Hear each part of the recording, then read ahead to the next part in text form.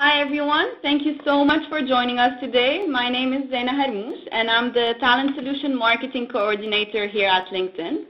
I'm very excited to be here today with Dawood Aboukache, who is our Recruitment Product Consultant, and Mohammed Soidan, our Key Account Director. They will both be talking to you today about mobile recruiting strategies and how companies have been implementing these worldwide. Now, just one housekeeping item before we get started. If you have any question or you're facing any problems, please talk to Pascal Komati, who is part of our panel today, and basically you can ask her any question you want. And finally, we will be sending out the recording for this session within the next few days, so please keep a lookout for that email. And now I will hand it over to Dawood. Thank you so much, Zeyna.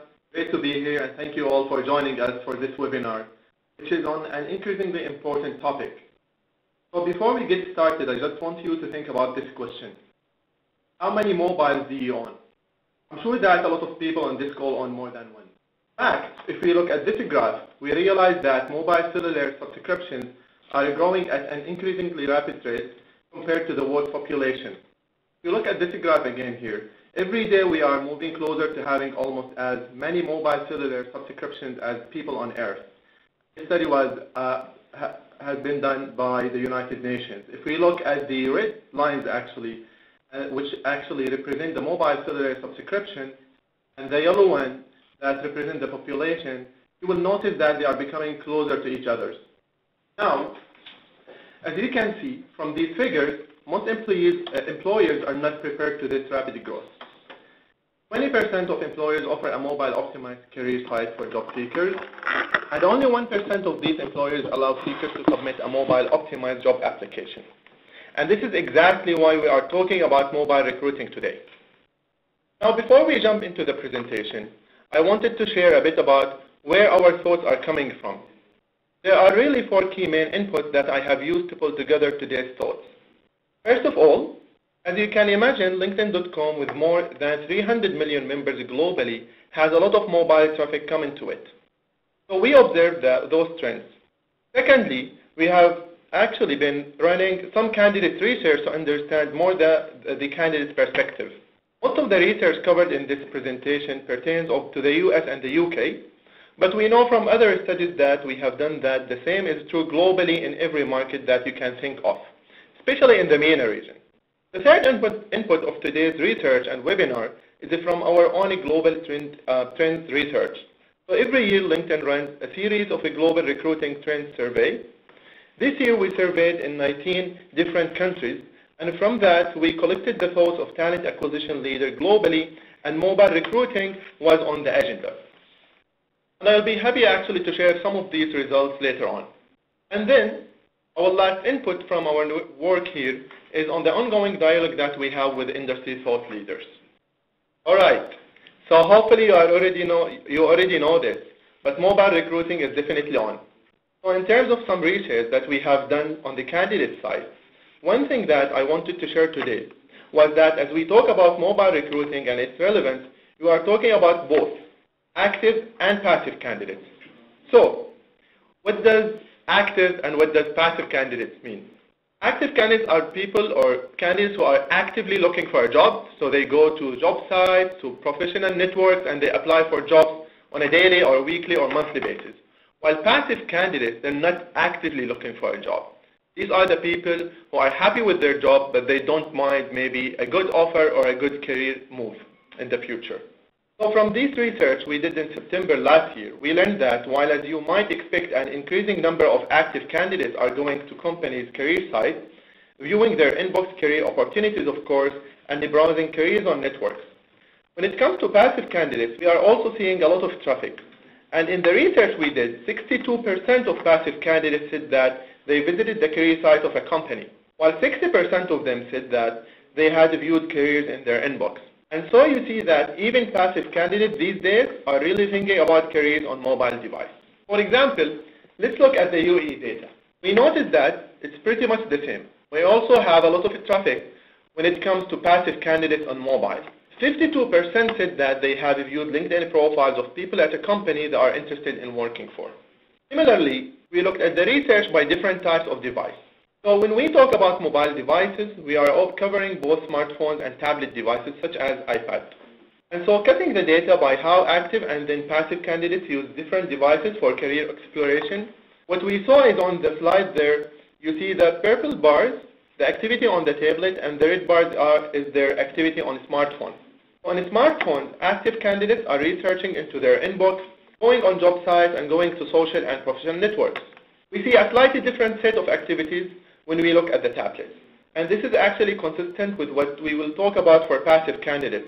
But we start to see career sites and exploring career sites being something that rises to the fore as candidates think about what they are doing on their iPads and their tablet devices to explore careers. On the passive candidate side, slightly different story. Slightly lower percentage across the board, as you might expect, but still a lot of activity. And in terms of what's different here, when we look across the different types of device, you see career sites making an appearance both in the smartphone and tablet category, but significantly higher when it comes to tablet because of the different experience. And then social, professional network sites and browsing for career opportunities goes a full 8 percentage points higher on the tablet for passive candidates. So I guess tablets has meant that more people are exploring career opportunities in different ways than they use when it comes to smartphones. All right, so that's a little bit about the candidate perspective. Now let's flip it around and take a look at what our survey of talent acquisition leaders globally said. Unfortunately here, the news is not quite as good. So when we asked them to vote on a series of different options, almost half of them said that mobile recruiting was not a top priority. Almost a third of them did agree that they did not know where to start when it came to mobile recruiting, and as low as 1 in 5 said that they had not optimized their career sites. At the bottom there, you see that only 13% of those have actually responded to the survey said that they felt they had effectively invested in mobile recruiting. And so clearly a lot of opportunity for organizations to really raise their game. Okay, hopefully you're not reading this and panicking now. But the good news is that we put together what we think is a fairly straightforward way to making some of mobile recruiting strategy actionable. And the trick in our view is to look through the candidate's eyes and really think about the recruiting experience from the candidate's perspective. So what's the candidate's journey here, and how should we think about it? For the rest of this call, we're going to talk about 3 different pillars within that mobile recruiting experience. First of all, actually, is the phase where the candidate is learning about the job opportunity, learning about the company, and so on. They're not an applicant just yet. They're doing some exploring of the opportunities and trying to understand you as an employer and a potential place to work at. Then there is the application phase, where they spot an opportunity that they want to go for, and then they will apply. And the third piece is that the engagement piece, and what happens next. How does the organization and the recruitment team engages that candidate in dialogue? Thank you, Dawood. And now, before we dive into those 3 pillars that Dawood just talked about, you really need to start building your foundation on something. So the first thing is to really start benchmarking and understanding how potential candidates are interacting with your organization via mobile device. Some of the basic questions that you might ask yourself include, first of all, for example, what percentage of your career site traffic is currently via mobile device? And a webmaster should be able to tell you that, so it shouldn't really be hard for you to get that data. And then, of course, you can compare that to your overall site traffic, the career section versus the rest of the site. How does mobile compare across these 2 sections? You can also take a look at the conversion rate, so being able to tell whether a candidate is coming to you via desktop versus mobile. The fourth question here is to think about really how discoverable are your job posts via mobile search. Also, discoverability is really becoming increasingly important these days. So how easy is it when people search for work, whether it's on aggregator sites, job sites, through Google search or other places? How easy is it to come across your job on mobile search? And also then you need to think about how shareable are your jobs via mobile. So sharing is hugely important on mobile devices. And making your position shareable is very, very important. And then the last thing here is what the competition is up to.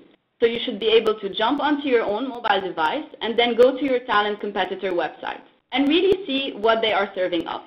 And actually in discussions with some of our thought leaders, we discovered that this was one of the most effective ways for getting executive buy-in into the fact that you do have to focus on mobile recruiting strategy, and it is important to at least be up to par with your competition. So, because if you're not, then presumably you're losing candidates out. And believe me, no one wants to be losing candidates to their top competitors. Another tip for success that came through our discussion with our thought leaders was before you even start thinking about the candidates, is to make sure you set up the right metrics and KPIs. So what you need to do is always step back and think about your business needs and priorities, your go-to-market plan for mobile recruiting based on those needs. So some of the different metrics that our group has thrown as examples for you is to track first the growth of mobile traffic to your career site and your jobs. Secondly, looking at the conversion rates and understanding what percentage of candidates start versus complete a mobile application on your site. Also, looking at the interaction patterns with your mobile properties based on types of device. So really, when it comes to designing for mobile, hopefully you are going with mobile responsive, so it does fit the needs of the individual size screen. But you should also be able to get interesting data on how your mobile properties are being viewed across different types of device. And finally, the last piece is, are you able to follow candidates from where they come to you from any source, so including any mobile device, all the way through hire. And now I will hand it over to Swaydan to explain to us more in detail the 3 pillars that Dawood previously talked about. All right. Thank you, Zaina, and thank you all for joining. I see a lot of participants on the call, and that's quite exciting. Before I start, actually, the slide of panicking always keeps me thinking, is he really panicking or trying to eat the slide? But we'll talk about that later on this presentation. So today I'm really excited to be here with you guys. This is really an exciting topic. It has been trending for a while, and it's really my pleasure to have the opportunity to speak about it today. But before I start talking about the pillars, I want you to remember that the pillars we're talking about is what we ourselves on this call, including myself, experience as users. When I go through the pillars, don't only look at the facts or the learnings we're trying to provide here, but try to visualize it for yourself and you as a user. Dawood began early in the call talking about 3 pillars of candidate engagement and thinking about the candidate journey. And the first one he called out was the learning phase. So candidates exploring career opportunities at the organization, thinking about you being potentially an employer, but not thinking about applying just yet. So from the candidate research that we did, we asked what were the top things that people were looking for on your career sites. You could answer more than one option based on the answers you see on screen. Really nothing too surprising here. People first and foremost are trying to understand the different job openings. They want to better understand the company's culture. And as you know, there has been a rise in the importance of employer talent brands. And unsurprisingly, we see that mirrored when people start talking about what they look for in a mobile candidate experience as well. They look to better understand your company's history and the type of organization they are joining. So you think about optimizing your career site. There's the technology at first. There's also the ramifications for the content, because clearly you have much less space to work with on a mobile device. So as I mentioned before, mobile responsive design is something that I will definitely advocate for anyone on the call. Just making sure that you're not designing for one device over the other, and that you are remaining flexible as different devices multiply, making sure that you cater to all of them. As far as the content is concerned, there is definitely value in keeping it short and sweet. And we'll talk about that a little more in a few slides. Make sure that your forms and your links work on mobile devices, because there's nothing more frustrating to a candidate if it doesn't. Even if the page itself is mobile optimized, if there's a call to action or to go to a form or a click on a link and that page is not optimized, you will lose them just as quickly. So if we're using Al Wareer as an example, which is one of our business partners and clients that use LinkedIn Talent Solution to find the right talent and build their employer branding, as many of you are on the call and many are looking and exploring how to utilize LinkedIn for the same. Moving along from a learning perspective, there is also an opportunity to optimize your jobs. And that can be done by making sure that the descriptions are as short as possible, because scrolling through a very dense job description on a mobile device is really frustrating. Try it yourself. If there's a lot of content on job description, you probably won't read half of it. This is why we encourage companies to really breathe warmth and personality into their job descriptions, so they give a window into the company culture. A third area within the pillar of learning is thinking about email and in-mail optimization. For those that are not familiar with the term in-mail, in-mail is the ability to communicate between members on LinkedIn today. So if you think back about the earlier comments that Wood made about inboxes, still even today, the most common thing that both passive and active candidates are doing to interact with careers is looking at them in their inbox, whether on LinkedIn or somewhere else. First of all, short sentences. These are actually some basics for writing on the web, period. Whether writing for a website or a condensed message on a smaller screen. But with longer sentences, you'll tend to lose your audience very quickly. Secondly, keeping your paragraph short.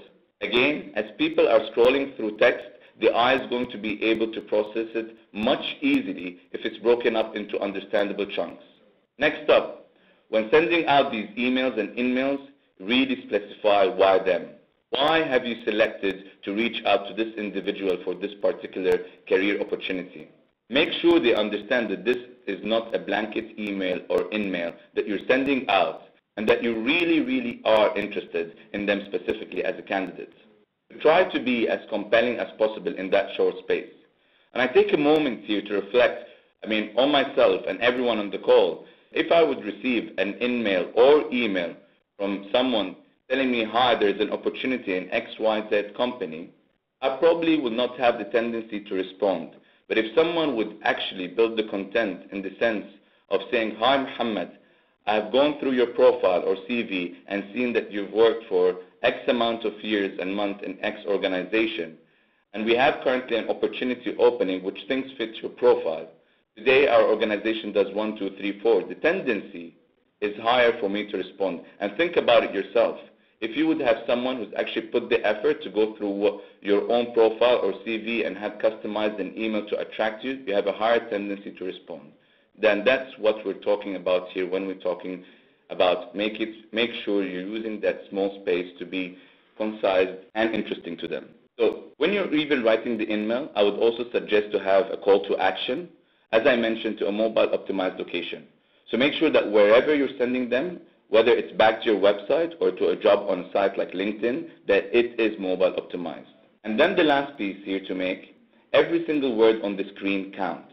We have been talking to marketing for a while now about the rise of content marketing and the fact that content is king. And I'm afraid in the recruiting world as well, you really need to make sure that you use your words wisely and use them carefully. So the second pillar I'd like to talk about is apply. And in the candidate research that we did, we asked the professionals that responded, all 800 of them, who had not applied before to a job via mobile device. And what were the reasons that they hadn't done that? And so if you look at the data in the slides, in an aggregate across both passive and active, you see on screen here that the number one reason that people are not applying to jobs on mobile device is not because they're not looking or not interested, it's because they don't have a resume stored on their mobile device. And so I think that sends out a clear message about the potential for candidates to express interest in the organization, if not for that fundamental obstacle. And the third most common reason that you see there on the screen was that candidates really want to customize their resume when they submit an application. And anyone who tried to do that on a small screen has realized it's pretty difficult. I would say it's really impossible. And so if you are serious on trying to enable mobile for your organization, certainly the resume requirement is something that you have to look at. Other reasons you see on the slide is haven't been looking, which is fair enough, or needed more time, and it goes from there. So the main point from this slide is that candidates are telling us they would apply if it weren't for that resume requirement. And the interesting thing is that when we ask that question to active candidates alone, as Dawood has said, active candidates are those that are actively seeking to change their roles, over half of those we surveyed who said they hadn't applied to a job via mobile device also agreed that the obstacle was the resume storage. It's all logical. Think about it from a personal point of view. So what does that mean for you? Certainly optimizing your mobile apply process period is something to consider. One thing that we would encourage you to consider is that LinkedIn actually introduced mobile apply, and it's very easy. It's very easy to do that and in a very simple way. So that's one thing you can do on your career site today.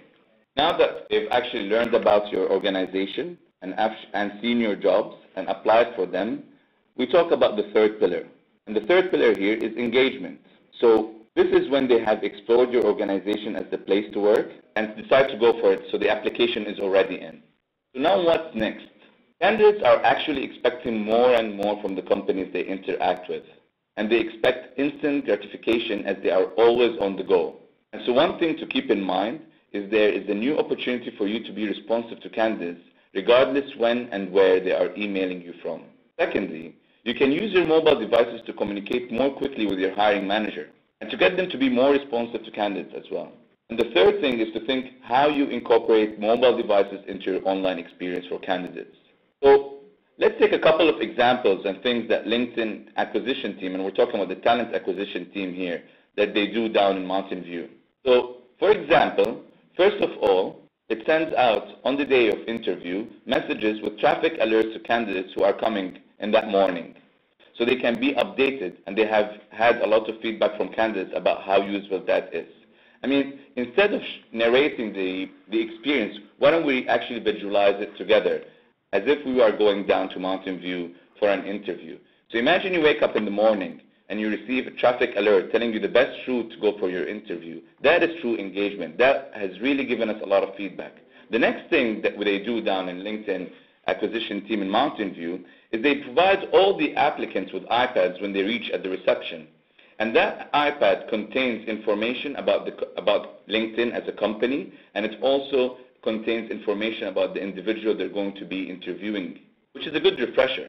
So wake up in the morning, we're going to an interview, get traffic alerts, reach to the reception on time, and get a refresher on who are we meeting in terms of from an interviewing process and what LinkedIn or the organization we're going to be heading to is all about.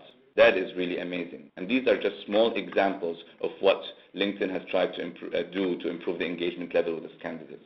Now, thinking about the engagement piece in general, it's important to understand how trends vary when candidates look for opportunities on different types of devices. So on screen here, from our survey, you see the responses we got when we asked candidates and professionals as a whole, when are you actually pulling up information on your mobile device?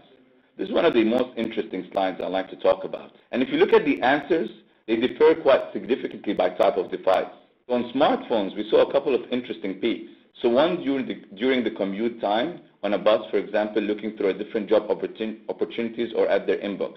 Now, definitely, we're not expecting the same peak if you're driving your own car. We're not advising you to do the same. For those who are taking public transportation and have attended this survey, they've actually said that this is one of the peak times. The second peak we found for smartphones was on the break, whether for coffee or lunch, more during the workday pattern that we see there. On the iPad and tablet side, we saw something slightly different. And this is what we have to come to term here at LinkedIn, the coffee and couch phenomenon. And I'm a big one of them. We tend to see a spike in activities on iPad first thing in the morning. Now you're getting a drill into my personal life. This is when I use my iPad. And then later on in the evening after work, people turn to their tablet devices to browse around perhaps while they are multitasking. And so 80% of tablet respondents in our survey said they were actually pulling up career information at home after work. You'll also notice that the number remains pretty high over the weekend as well. And so I think there are some interesting implications for you as you think what that means for you from a recruiting pattern. The first up, of course, in terms of being responsive to a candidate, that's not very good news. It means you are always on these days and you should expect to find responses from candidates at different times. But secondly, I think there are also implications for when you think about publishing career content. And it's really all about being in your potential candidate's line of sight at different points in the day. One example I would give here for those of you who use target status updates on LinkedIn, and this is basically a free resource, we have over 3 million company pages on our site today. Those are free identity pages for organizations, and each of those can be followed by professionals on LinkedIn. We found in our research that 71% of people who follow companies on LinkedIn are specifically interested in career opportunities at the companies they follow. And that's in some way a captive audience of some of the candidates for you. And even better news is that you can grow that follower base. One way you can do that is you can actually include links or widgets at the bottom of your email to encourage people to follow you on LinkedIn. As you build up the follower base, you can start to really target your audience. And on the slide at the top right, you can see the different targeting mechanisms that we have. This is really interesting. You can actually target followers by company size, by industry, by function, by seniority of the role, and even by geography. Many companies are starting to use this very targeted way to reach sub-segments of their follower base. And to answer the question when to do this, my opinion would be do not restrict yourself to weekdays from 9 to 6, because people are thinking about careers and tuned in to sites like LinkedIn after hours as well. So I guess that's a segue into LinkedIn and some of the things we're able to do to help. First of all, I mentioned that we have over 300 million members, and there are some serious patterns emerging in terms of mobile usage on our site. If you look at the traffic, every single second, an average of 90 profiles are being viewed from a mobile device. And that's every second, I repeat. So clearly, a lot of views and activities coming via mobile app. And as a result, we make sure that our site is optimized for mobile viewing. And then the last piece specific to careers is that 30% of our monthly unique job viewers are coming to us via mobile device. It's great to see the engagement from our LinkedIn membership as a whole, and specifically from those who are interested in exploring career opportunities. And when it comes to the candidate experience, talking about learn, apply, engage, many aspects of our platform are already optimized. So first of all, LinkedIn.com, as you log in, you know that we have apps that we are continuing to improve on for Android, iPhone, iPad, and all the major devices. But then, if you think of the different phases that our candidate might go through on the Learn side, company pages are optimized for mobiles, as well as all our profiles. Also, our feature called Sponsored Job is an interesting one because it enables companies to push their specific job opportunities into the line of sight of the LinkedIn members who are browsing the LinkedIn app on their mobile device. We also have something called Work With Us ads that are also available on mobile, and that helps you to take advantage of people coming to your employee profiles on mobile device and showing them a branded opportunity to work with your organization that crosses back to your career page or to a specific job on LinkedIn. All our job posts are optimized, and that helps with those people looking for work or coming across an opportunity. In-mail messages are designed for small screens, and you should make sure to write very relevant and digestible messages on that small screen, as I mentioned earlier.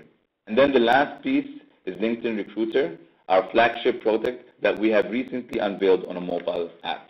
All right, we talked today about a lot of different areas of mobile recruiting. If I can bring it back to the fact that at the end of the day, we are hoping that the ultimate goal for you is to get to one candidate journey that is device optimized.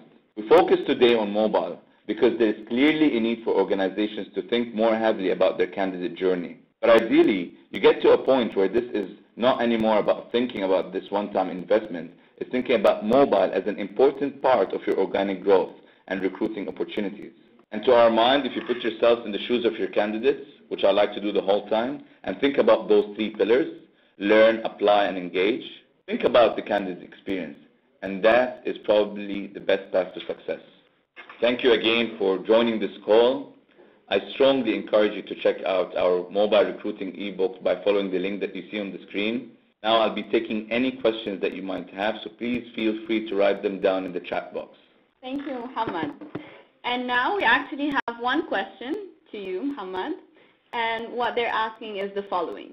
So you talked about candidate experience in your presentation. So can you please elaborate a bit more on that point, and how should our company really approach it? I thank the participant for raising such a question. This is a very good question, and in fact, it might require a bit more details, but I try to give a very high-level overview about it. And I'll do that by actually going back to the same point I've been voicing through the presentation. Always think of candidate experience of your own experience. For the sake of answering this question, let's imagine ourselves as candidates, okay?